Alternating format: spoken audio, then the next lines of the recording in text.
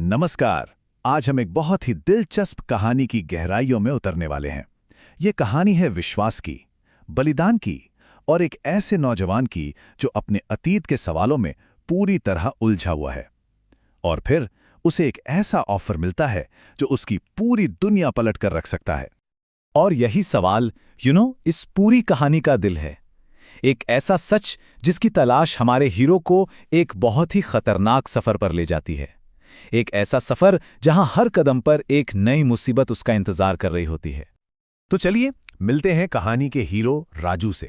राजू एक 18 साल का अनाथ लड़का, रामपुर गांव का। उसकी जिंदगी आसान नहीं रही है। मां जन्म के वक्त ही गुजर गईं और जब वो सिर्फ 8 साल का था तो उसके पिता जंगल में कहीं गायब हो गए। अब उसे पाला पोसा है गांव के सरपंच ने, जिनकी अपनी कोई औलाद नहीं है। पर राजू को ना हमेशा यही लगता है कि वो उन पर एक बोझ है। बस वो किसी तरह अपनी कीमत साबित करना चाहता है और हाँ, अपने पिता के बारे में जवाब ढूंढना चाहता है। तो इसी बोझ वाली फीलिंग से तंग आकर राजू सरपंच के पास जाता है और कोई काम मांगता है। सरपंच भी सोचते हैं चलो ठीक है, और उसे पास के जंगल से लकड़ी या शहद लाने को कह देते हैं। और बस यहीं से शुरू होता है राजू का वो सफर जो उसे ऐसे ऐसे रहस्यों के सामने लाकर खड़ा कर देगा जिनके बारे में उसने कभी सोचा भी नहीं होगा। राजू जंगल में पहुंचता है और तभी उसकी नजर एक थोड़ी अजीब सी बड़ी सी कोयल पर पड़ती है।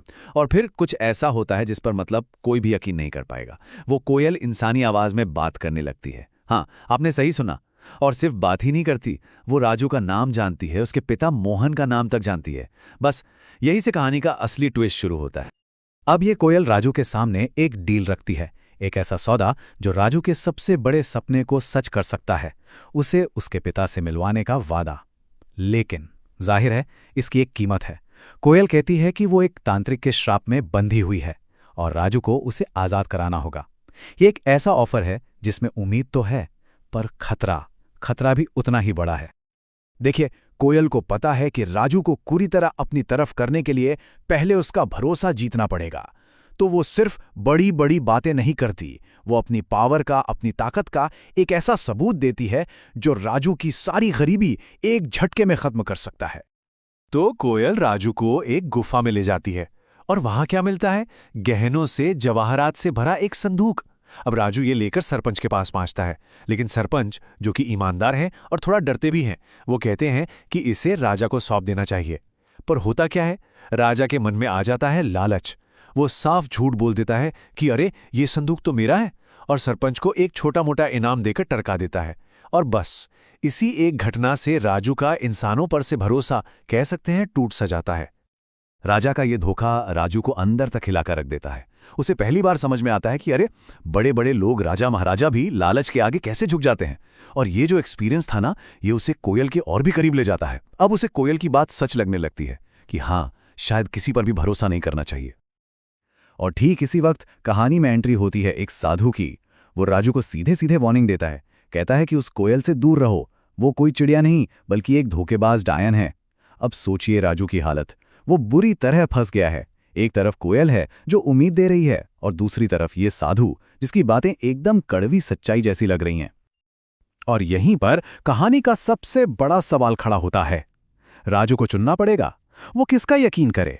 उस जादुई कोयल का जो उसके सबसे बड़े सपने को पूरा करने का वादा कर रही है, या फिर उस साधु का जो एक भयानक खतरे के बारे में बता रहा है?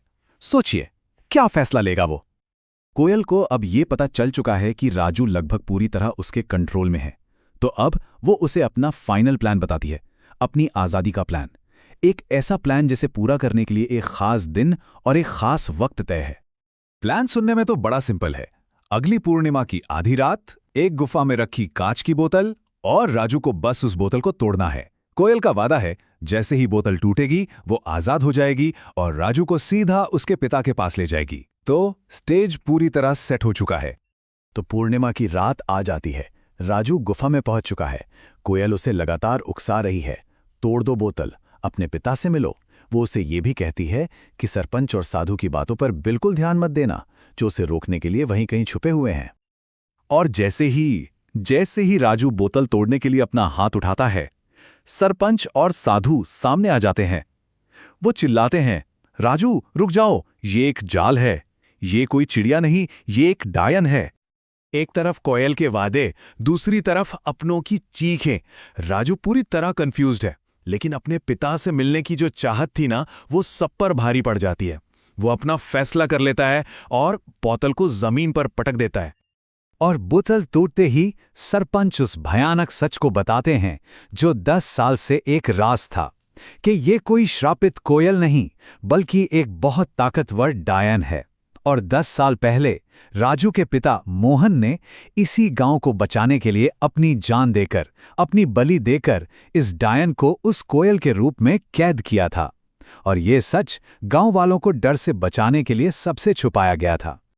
बोतल टूटते ही वो कोयल अपने असली खौफनाक रूप में आ जाती है, एक डायन। राजू की एक गलती और उसके पिता का पूरा बलिदान बेकार हो गया। पूरा गांव अब मौत के खतरे में है। राजू को अपनी गलती का एहसास तो होता है, पर अब शायद बहुत देर हो चुकी थी। राजू पछतावे की आग में जल रहा है। वो सरपंच से माफी मांगता है, पूछता है क्या आप कोई रास्ता बचा है? और तब साधु बताते हैं, हाँ, इस डायन को रोकने का अब सिर्फ एक ही तरीका है, सिर्फ एक, और वो वही तरीका है जो 10 साल पहले इस्तेमाल किया गया था। और यहां पर कहानी एक दर्दनाक मोड़ पर आकर अपना चक्र पूरा करती है। ठीक वैसे ही जैसे 10 साल पहले पिता ने गांव के लिए अपनी जान दी थी, आज बेटे को अपनी गलती सुधारने के लिए वही बलिदान देना पड़ता है। राजू उसी कुएं में छलांग लगा देता है और साधु अपनी शक्तियों से उस डायन को फिर से एक बेजुबान कोयल में बदल देते हैं। तो ये कहानी हमें नियति, हमारे फैसलों और बलिदान के इस चक्र के बारे में सोचने पर मजबूर कर देती है।